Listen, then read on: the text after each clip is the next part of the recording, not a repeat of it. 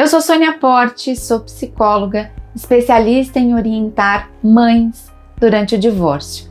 E se você está aqui, você já buscou uma série de respostas e continua buscando para entender como é que vai ser a sua vida a partir de agora. Se você tem filhos, você tem uma preocupação ainda maior do que um divórcio sem filhos. Como é que vai ficar a orientação e a organização dessas crianças? Eu quero te dar um exemplo de uma coisa que aconteceu essa semana. Uma das mães que eu atendo disse o seguinte: Sônia, a minha filha veio toda cheia de dores, dizendo que o pai está sem dinheiro, que ele está passando por dificuldades financeiras. Eu me irritei e fui grosseira com a minha filha, e eu sei que isso está nos afastando. Será que alguma cena como essa já aconteceu aí com você, na sua casa? Provavelmente sim. O filho do divórcio, ele se coloca numa condição de ter que torcer para dois times ao mesmo tempo. Imagina você no estádio de futebol torcendo para que dois times possam ganhar. A criança se sente completamente perdida, ela não sabe quem defender, ela não sabe como se comportar e ela se sente completamente ansiosa e insegura. Qualquer deslize pode magoar a minha mãe ou qualquer deslize pode magoar o meu pai. Sim, eu vou te explicar como é que você pode lidar com isso sem magoar a criança e também reconhecendo o que é que te afeta nisso tudo. É claro, o pai saiu para passear, às vezes com a namorada nova, comprou um carro novo, mas com a criança ele diz: nossa, o papai está sem dinheiro. A criança sente as dores desse pai e traz aí, sem querer, esse recado para os pais. A gente pode orientar as crianças de uma maneira em que ela compreenda que, de repente, esse tipo de comentário possa não ser tão pertinente, mas principalmente que nós, adultos, podemos apenas nos silenciar diante a um comentário da criança sem atacá-la ou sem ver na fala dela o ataque do seu ex. A criança não é o seu ex, mas ela é filha desse ex. Aqui na jornada, a gente vai trabalhando pouco a pouco para que essa compreensão vá de fato fazendo sentido aí para você, que a gente se coloque como mãe, como ex-esposa, sem machucar essa relação com os filhos, e para isso a gente vai precisar também cuidar da nossa saúde mental. Eu passei por tudo isso e eu quero compartilhar aqui com vocês como é que a gente pode, de repente, lidar com essa situação de uma maneira um pouco mais harmônica. Topa? Vem comigo? Se você é uma mãe divorciada, você está começando a entender que a vida funciona de uma maneira bem diferente a partir de agora. Você vai lidar com uma série de desafios: o preconceito social, porque você pediu o divórcio, o preconceito porque você foi traída, o preconceito porque você já não se sentia mais tão feliz nesse casamento, mas você vai sentir as dores do preconceito e a culpa em alguns momentos, entre altos e baixos, quando você se vê triste, quando você perceber que seu filho está triste, você pode de repente se deparar com a situação de que: será que eu tomei a decisão correta? Será que é esse o caminho? Será que eu sou responsável pelo sofrimento, pelo meu sofrimento, pelo sofrimento disso tudo, de todas as pessoas? E a gente vai falar sobre isso também. Se culpar não vai te ajudar. A gente vai falar muito de cura e a gente vai falar muito de culpa. Mas com certeza, ser uma mãe divorciada te coloca um desafio diferente de tudo que você experimentou até o momento. Diante de tudo isso, eu quero compartilhar com vocês alguns dados que são bem interessantes, né? Primeiro, que nós fomos educadas para o casamento, mas nós não fomos educadas para o divórcio. Faz sentido isso que eu tô falando? Então, diante a isso, a gente pode sentir vergonha, a gente pode se sentir julgada, até mesmo pela própria família, e agora eu não tenho ferramenta suficiente para lidar com isso. Mas eu quero te contar que em 2021, pós-pandemia, o IBGE declarou que o aumento de divórcios foi de 81% no Brasil. Claro que os divórcios formalizados, né? A gente sabe que existem nomes e números por trás disso tudo, que não são oficializados, e que essa é uma tendência que vem se fortalecendo aí não só no Brasil, mas também no mundo. Diante a isso, diante a esse novo cenário, como é que a gente precisa prestar atenção, como é que a gente lida com tudo isso? Uma das minhas preocupações com esse trabalho é cuidar da saúde mental das mulheres que acabam sofrendo mais emocionalmente, financeiramente, socialmente, por conta de questões sociais e culturais e históricas, mas o quanto nós podemos poupar a saúde mental das crianças diante desse cenário dramático da família. Então, uma das primeiras autoras que eu quero compartilhar com vocês é a Dorothy Briggs, e ela diz o seguinte, que quando a gente vai fazer um estudo, né, ela fez um estudo com uma amostra, um número de pessoas, para identificar se essas pessoas sofriam de algum transtorno mental. E o resultado foi assustador. Aproximadamente 80% das pessoas que participaram desse estudo traziam ali algum traço de algum transtorno mental. De acordo com a Dorothy Briggs, especialista em família, ela diz o seguinte: nós nascemos com toda uma estrutura positiva, preparada para lidar com os desafios da vida de uma maneira saudável, ou seja, nós nascemos com uma predisposição a sermos saudáveis mentalmente, mas que as coisas que vão acontecendo na nossa vida vão fazendo com que a nossa autoestima vá sendo machucada e a gente vai ficando acuado, a gente vai ficando com medo de viver. E ela responsabiliza, assim, os pais por esses prejuízos iniciais que a gente acaba sofrendo na nossa vida. Para isso, ela diz o seguinte: os pais precisam estudar para educar os filhos. Nós, como mães divorciadas, precisamos também, além dessas ferramentas, começar a entender e a compreender como é que a gente lida com os desafios que vão ser diferenciados de famílias que vivem seus casamentos aí de modo tradicional. O filho do divórcio, quando ele percebe que tem mãe ou pai sofrendo ali muito, deprimido, ansioso, que é importante que a gente se cuide por conta das crianças que estão ali participando e assistindo tudo isso, a criança tem inconscientemente um desejo de se colocar no lugar do pai e no lugar da mãe. Isso pode trazer uma série de prejuízos para o desenvolvimento da criança.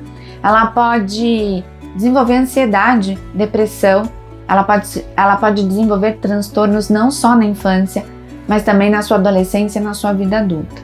E a gente precisa sim cuidar disso. A professora Lydia Weber, uma das especialistas em psicologia positiva, terapia cognitivo-comportamental, análise do comportamento e também sobre interações familiares, ela vai dizer que nós temos estilos, formas comportamentais de educar os nossos filhos. Nós temos padrões parentais.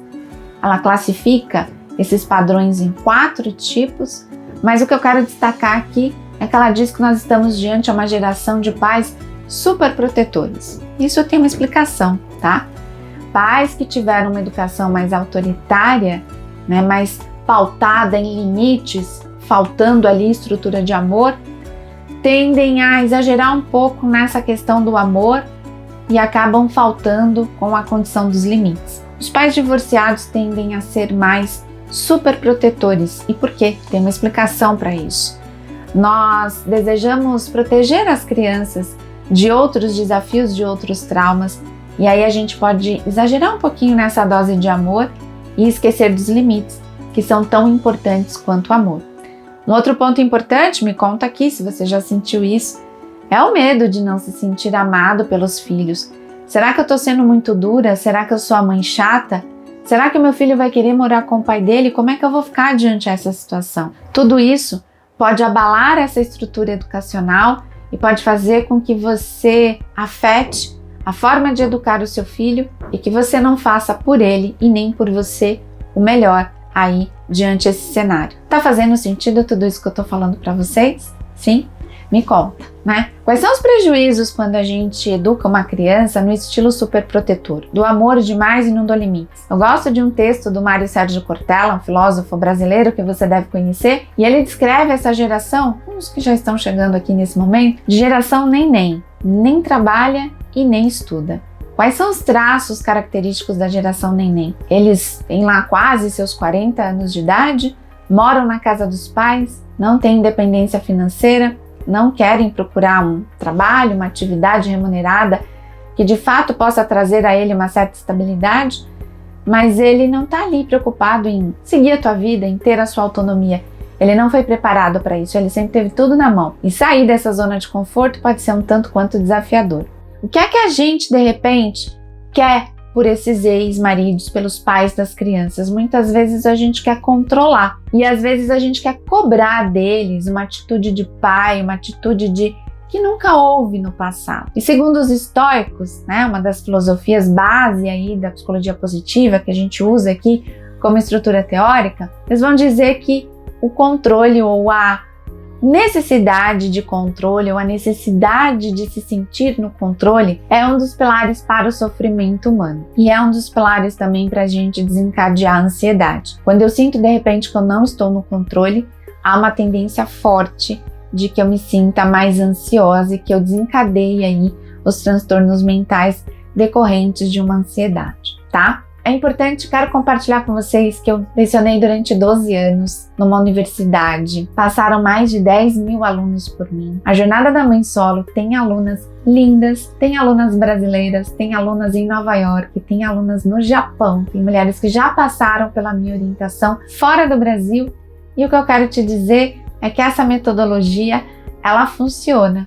E eu tenho aqui o objetivo de compartilhar toda essa minha experiência, toda essa minha jornada de vida com o número máximo de mulheres que a gente puder. Você pode me dizer, Sônia, mas eu não encontro essas respostas num livro? Em um livro não, você vai encontrar em vários livros. E a pergunta que eu quero te fazer é quantos livros você comprou esse ano? Ou quantos livros você comprou e não leu? Quanto de tempo você tem para ler estes livros?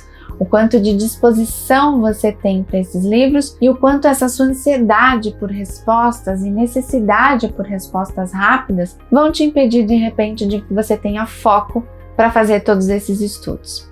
Então eu tô aqui com toda a minha experiência de vida, eu cresci, né? Fui viver a minha vida, fiz psicologia, me casei e de repente eu estava me separando.